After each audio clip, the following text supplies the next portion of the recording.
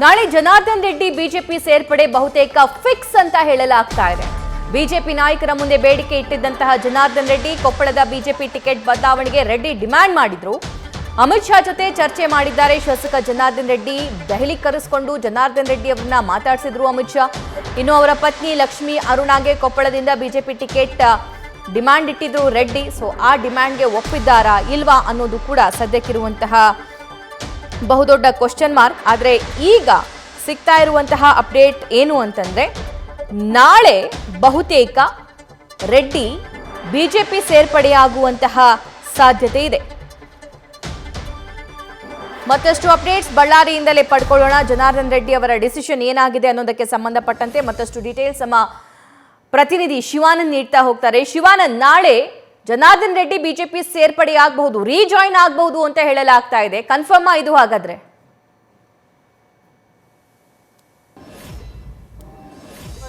ಗಾಲಿ ಜನಾರ್ದನ್ ರೆಡ್ಡಿ ಅವರು ಈಗ ಬಿಜೆಪಿಗೆ ಸೇರುವಂತ ಎಲ್ಲಾ ಲಕ್ಷಣಗಳು ಕೂಡ ಇರುವಂತದ್ದು. ಹೀಗಾಗಿ ನಾಳೆಯೇ ಅಧಿಕೃತವಾಗಿ ಜನಾರ್ದನ್ ರೆಡ್ಡಿ ಅವರು ಬಿಜೆಪಿ ಸೇರುವಂತ ಏನು ಮಾಹಿತಿ ಕೂಡ ಈಗ ಲಭ್ಯವಾಗಿರುವಂತದ್ದು. ನಾಳೆ ಅಧಿಕೃತವಾಗಿ ರಾಧಾ ಮೋಹನ್ ಜೊತೆಗೆ ಬಿಜೆಪಿಯ ರಾಜ್ಯಾಧ್ಯಕ್ಷ ವಿಜೇಂದ್ರ ಅವರ ನೇತೃತ್ವದಲ್ಲಿ ನಾಳೆ ಬಿಜೆಪಿಗೆ ಅಧಿಕೃತವಾಗಿ ಜನಾರ್ದನ್ ರೆಡ್ಡಿ ಅವರು ಸೇರ್ಪಡೆ ಆಗುತ್ತಾರೆ ಅನ್ನುವಂತ ಒಂದು ಮಾಹಿತಿ ಕೂಡ ಈಗ ಸಿಗ್ತಾ ಇರುವಂತದ್ದು. ಈಗಷ್ಟೇ ಸಭೆ ಕೂಡ ಆರಂಭ ಆಗಿರುವಂತದ್ದು. ಸುಮಾರು 200ಕ್ಕೂ ಹೆಚ್ಚು ಬೆಂಬಲಿಗರೊಂದಿಗೆ ಇವತ್ತು ಬೆಂಗಳೂರಿನಲ್ಲಿ ಗಾಲಿ ಜನಾರ್ದನ್ ರೆಡ್ಡಿ ಅವರು ಸಭೆಯನ್ನು ಕೂಡ ಮಾಡ್ತಿರುವಂತದ್ದು. ಅಂದ್ರೆ ನಾಳೆ ಏನು ಪಕ್ಷಕ್ಕೆ ಸೇರಿದಂತ ಸಂದರ್ಭದಲ್ಲಿ ತಮ್ಮ ಪದಾಧಿಕಾರಿಗಳಿಗೆ ಯಾವೆಲ್ಲ ಸ್ಥಾನಮಾನವನ್ನ ಬಿಜೆಪಿಗೆ ಕೊಡಬೇಕನ್ನುವಂತ ಒಂದು ನಿಟ್ಟಿನಲ್ಲಿ ಈಗಾಗಲೇ ಚರ್ಚೆಯನ್ನು ಕೂಡ ಮಾಡ್ತಿರುವಂತದ್ದು. ಈ ನಿಟ್ಟಿನಲ್ಲಿ ಜನಾರ್ದನ್ ರೆಡ್ಡಿ ಅವರು ಒಂದು ಪ್ರಮುಖವಾದಂತ ಬೇಡಿಕೆಯನ್ನ ಇಟ್ಕೊಂಡು ಈಗ ಬಿಜೆಪಿ ಪಕ್ಷವನ್ನ ಸೇರೋಕೆ ಮುಂದಾಗಿರುವಂತದ್ರು. ಅದರಲ್ಲೂ ಕೂಡ ತಮ್ಮ ಪತ್ನಿ ಲಕ್ಷ್ಮಿ ಅರುಣ ಅವರಿಗೆ ಕೊಪ್ಪಳ ಬಿಜೆಪಿ ಟಿಕೆಟ್ ಅನ್ನ ನೀಡಬೇಕನ್ನುವಂತ ಒಂದು ನಿಟ್ಟಿನಲ್ಲಿ ಚರ್ಚೆಯನ್ನ ಮಾಡಿರುವಂತದ್ದು. ಒಂದ್ ಕಡೆ ಈಗಾಗಲೇ ಕೊಪ್ಪಳ ಲೋಕಸಭಾ ಕ್ಷೇತ್ರಕ್ಕೆ ಬಿಜೆಪಿ ಅಭ್ಯರ್ಥಿಯನ್ನ ಕಣಕ್ಕೂ ಕೂಡ ಇಳಿಸಿರುವಂತದ್ದು. ಹೀಗಾಗಿ ಜನಾರ್ದನ್ ರೆಡ್ಡಿ ಅವರು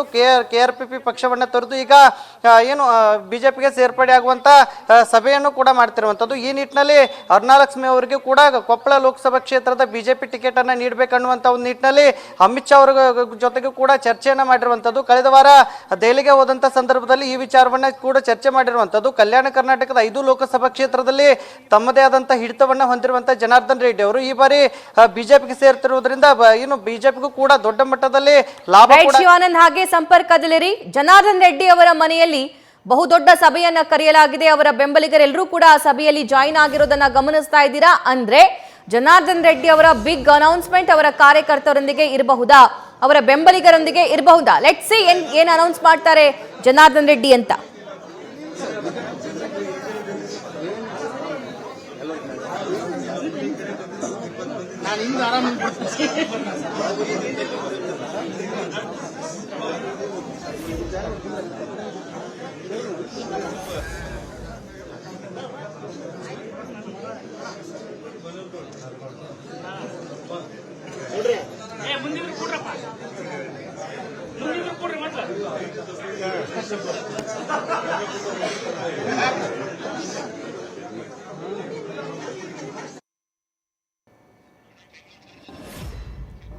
ರೈಟ್, ಬೆಂಗಳೂರಲ್ಲಿ ಜನಾರ್ದನ್ ರೆಡ್ಡಿ ಅವರು ತಮ್ಮ ಬೆಂಬಲಿಗರನ್ನ ಕರೆಸ್ಕೊಂಡು ಅಲ್ಲಿ ಸಭೆ ನಡೆಸ್ತಾ ಇದ್ದಾರೆ.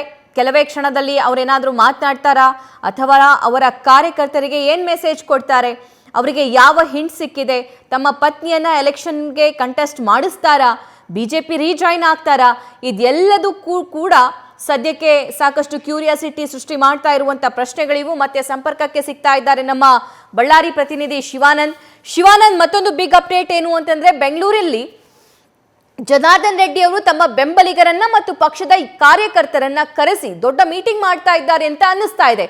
ಈ ಬಗ್ಗೆ ಏನಾದ್ರೂ ಡೀಟೇಲ್ಸ್ ಇದೆಯಾ ಅಥವಾ ಜನಾರ್ದನ್ ರೆಡ್ಡಿ ಅವರೇ ಬಿಗ್ ಅನೌನ್ಸ್ಮೆಂಟ್ ಮಾಡಬಹುದಾ ಅಂತ?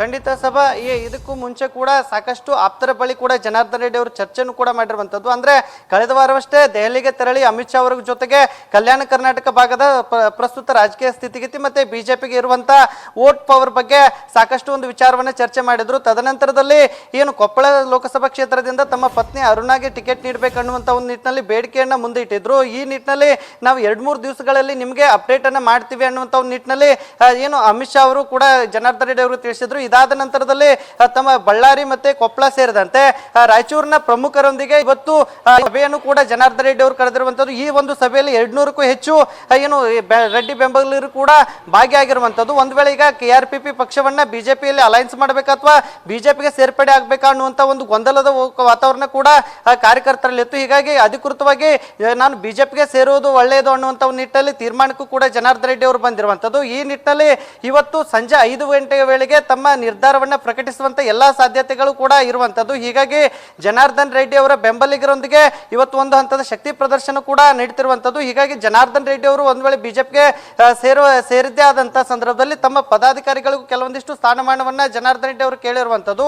ಈ ನಿಟ್ಟಿನಲ್ಲಿ ಇವತ್ತು ನಡೀತಕ್ಕಂಥ ಸಂಜೆ 5 ಗಂಟೆ ವೇಳೆಗೆ ಜನಾರ್ದನ್ ರೆಡ್ಡಿ ಅವರು ನಾಳೆ ಬಿಜೆಪಿಗೆ ಸೇರ್ಪಡೆ ಆಗುವ ವೇಳೆ ಮತ್ತೆ ಯಾರ ನೇತೃತ್ವದಲ್ಲಿ ನಾನು ಬಿಜೆಪಿಯನ್ನು ಸೇರ್ಪಡೆ ಆಗ್ಬೇಕನ್ನುವಂತ ಒಂದು ನಿಟ್ಟಿನಲ್ಲಿ ಸಂಜೆ ಅಷ್ಟೇ ಇವತ್ತು ಘೋಷಣೆ ಮಾಡಲಿರುವಂತದ್ದು. ಸಭಾ ರೈಟ್ ಶಿವಾನಂದ್, ಧನ್ಯವಾದ ಡೀಟೇಲ್ಸ್ಗಾಗಿ. ನ್ಯೂಸ್ ಫಸ್ಟ್ ನಿರ್ಭೀತಿಯಿಂದ ನಿಮ್ಮ ಪರವಾಗಿ.